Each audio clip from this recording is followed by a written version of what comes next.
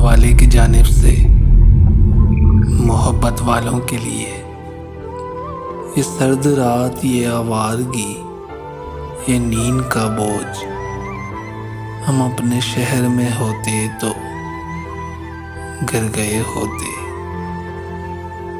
कुछ तो हवा भी सर्द थी, कुछ था तेरा ख्याल भी, दिल को खुशी के साथ साथ होता रहा मलाल भी। अब उदास फिरते हो सर्दियों के शामों में, इस तरह तो होता है इस तरह के कामों में। जब चली ठंडी हवा, बच्चा ठठर कर रह गया, माँ ने अपने लाल की तख्ती जला दी रात को।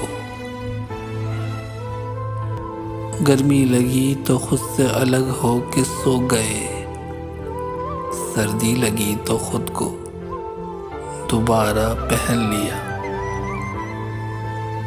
सूरज लियाफ ओढ़ के सोया तमाम रात,